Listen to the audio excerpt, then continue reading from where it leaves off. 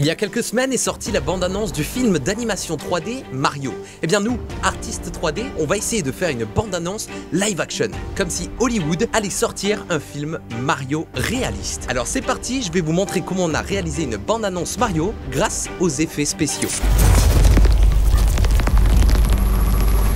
Donc tout d'abord, dans la bande-annonce Mario, on peut voir que Mario tombe dans le monde champignon. Alors c'est exactement ce qu'on va essayer de recréer ensemble. J'ai travaillé avec un ami qui s'appelle StoryX, tu dois le connaître. On a travaillé ensemble sur le projet Dr Octopus, House of Dragon. On a eu l'aide de Fiverr. Donc cette vidéo est sponsorisée par Fiverr. Tous les liens sont dans la description et tu vas voir plus tard dans la vidéo que ça nous a servi. Parce que sans ça, on n'aurait pas pu faire une bande-annonce stylée. Eh bien, StoryX est un GOAT de la 3D et il a réalisé de la 3D avec le logiciel gratuit Blender. Et il a réussi à recréer l'univers champignon comme tu peux le voir ici. Mais bien entendu, il va falloir que je m'incruste dans le monde champignon. Voilà pourquoi je vais t'expliquer comment on a fait ça. Déjà, je voulais remercier le studio Première d'exister juste. Il est au Cress, c'est un studio fond vert avec d'immenses fonds verts. Donc c'est mieux que mon espèce d'Elgato qui se tire qui fait 2 mètres par 1. Merci à eux pour ce studio. Et comme tu peux le voir sur le plan de base, je suis en train de marcher devant un énorme fond vert. Mais StoryX au final nous a fait une sorte de Marvel. C'est quoi une Marvel? Eh bien c'est de prendre des plans réels sur fond vert et au final n'utiliser que de la 3D et remplacer ça avec de la full 3D, des modèles 3D. Voilà pourquoi en amont, on m'avait scanné avec l'application mobile Polycam et comme tu peux le voir, j'ai un modèle de très bonne qualité. Ensuite, StoryX va le riguer et va faire ce qu'on appelle une roto-animation. Ça veut dire qu'il va prendre la vidéo, la mettre en transparence et animer image par image pour que cela ressemble à ma vraie animation. Et maintenant, du coup, il m'incruste dans l'environnement et ça marche beaucoup mieux. Par exemple, sur le point de contact des herbes. Comme tu peux le voir, les herbes réagissent au pied donc de ma personne. Et la première fois qu'il m'a montré ce plan, je pensais même que c'était une vidéo et non en fait, c'est de la complète 3D, c'est un malade. Ensuite, on parle de monde champignon et qui dit Mario dit sauter de brique en brique. Eh bien, c'est exactement ce qu'on a fait. StoryX sur le tournage m'a dit gars, et si on te faisait sauter de brique en brique? Et j'ai dit mais gars, t'es un malade. Voilà pourquoi le mec de Studio Première était trop sympa, il m'a tenu des boîtes comme ça de tournage et j'ai sauté comme ça de boîte en boîte. Ça a été ma première cascade depuis mon opération du dos, donc voilà. Hein, Keanu Reeves peut se rhabiller. Et donc comme d'hab, StoryX va faire un tracking de la scène 3D dans After Effects pour exporter ce tracking vers Blender. Ensuite, il va créer l'environnement avec les briques et comme tu peux le voir maintenant, je saute de brique en brique. Petite anecdote rigolote, eh bien mes pieds, mes chaussures sont en complète 3D. Il a encore fait de la roto-animation pour que l'ombre se projette parfaitement sur le cube.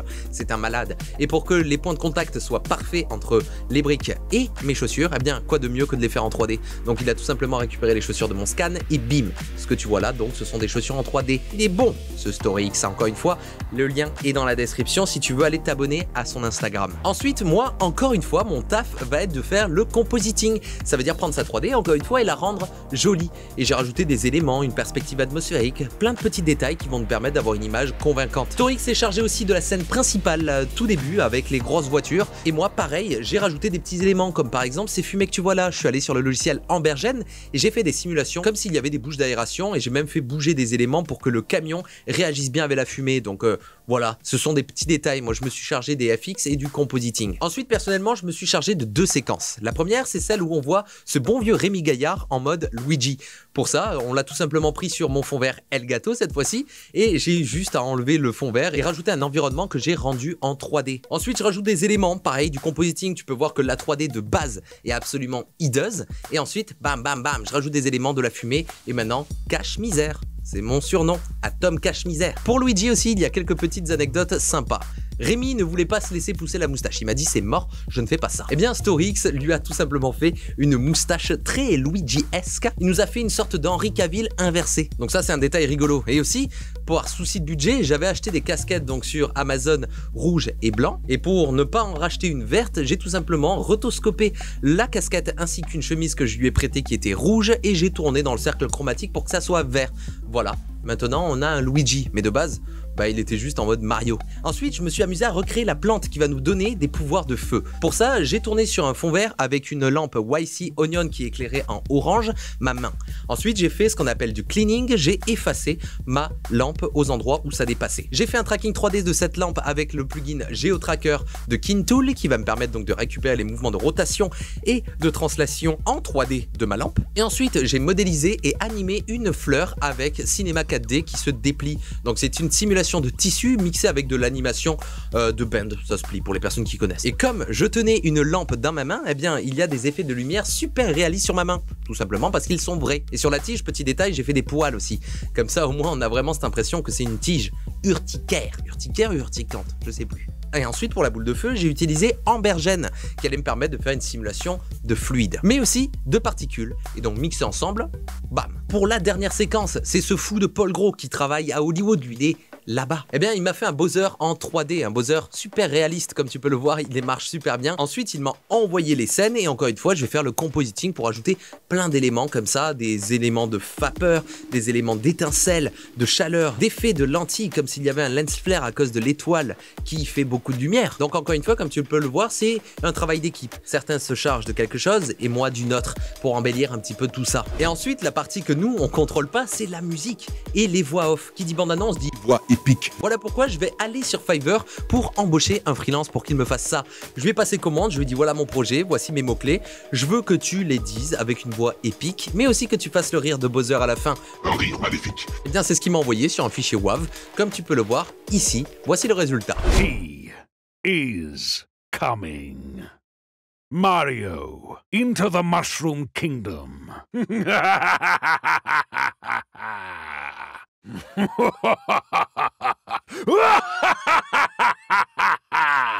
Merci beaucoup à lui, encore une fois, c'est sur le site Fiverr et Fiverr nous permet d'embaucher des freelances. Si on n'avait pas eu le temps par exemple de faire de la rotoscopie ou du keying de fond vert, j'aurais pu aller sur Fiverr pour embaucher un mec pour faire ça. Et quelque chose que je n'arrive pas beaucoup à faire, c'est le sound design et la musique. Et sur Fiverr, tu peux embaucher des freelances pour faire ça.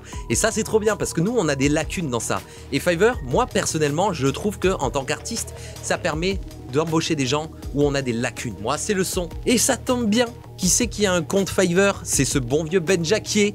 Et ce bon vieux Ben Jacquier nous a fait une musique incroyable ainsi qu'un sound design aux petits oignons. Le lien du compte Fiverr d'ailleurs de Ben est dans la description et je vais lui laisser la parole pour qu'il vous explique un petit peu tout ce qu'il a fait sur notre projet. Bonjour à tous, c'est Ben Jacquier. Aujourd'hui, je vous explique la musique et le sound design pour le trailer de Mario fait avec Atom et Storix. C'est parti. Dans un premier temps, j'ai commencé à composer la musique. Ça m'a permis d'établir une rythmique que j'aimais bien.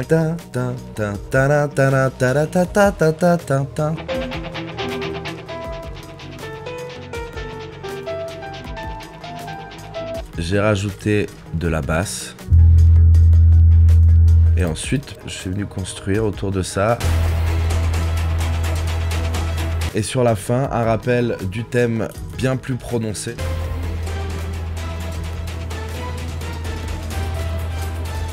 Avant d'attaquer le bruit de la voiture, j'ai d'abord peint le son de l'ambiance.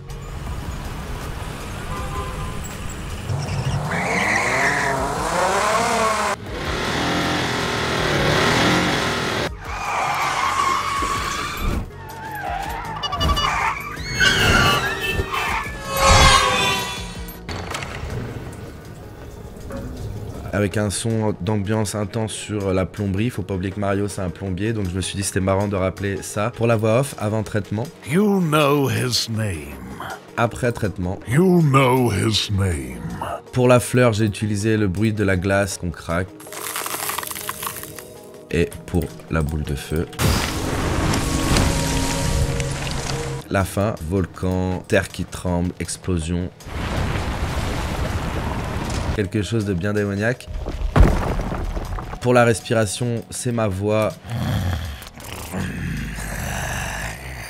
avec effet. Pour le rire de fin, c'est pas ma voix, c'est un acteur. Le problème dans cette voix, c'est qu'on avait une légère saturation. Il a fallu que je fixe ça et ensuite que je donne à cette voix quelque chose de monstrueux, de bestial.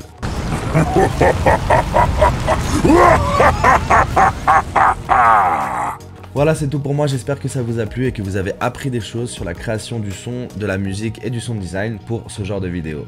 je vous laisse avec Atom. A plus, c'était Benjaké. Ciao, ciao. Merci beaucoup Ben, ça fait grave plaisir de travailler avec toi comme d'habitude. Qu'est-ce que tu penses de cette bande-annonce? Si tu veux voir le résultat final, je t'invite à aller dans la description, il y aura le lien. Ça dure 1 minute, ça a été intense de le faire en 3 semaines. Ça a été vraiment instructif et je remercie beaucoup Fiverr d'avoir sponsorisé cette vidéo parce que c'est grâce à eux qu'on a pu financer les membres de l'équipe ainsi que de créer ce projet avec des freelances Fiverr. Ça a été super pratique et je recommencerai avec grand plaisir. En tout cas, c'est pas la fin des fausses bandes annonces. On va vous en faire et si vous avez des idées, des choses à nous proposer, n'hésitez pas. Et encore une fois, je vous mets tous les liens de la description des personnes avec qui j'ai travaillé. C'est un travail d'équipe, j'adore les effets visuels, j'adore raconter des petites histoires comme ça d'1 minute, c'est trop cool. Et j'espère que vous adorez ça, n'hésitez pas à me le dire dans les commentaires. Nous en tout cas, on se retrouve très prochainement pour une nouvelle vidéo. C'était Atom et sa moustache en mode Mario.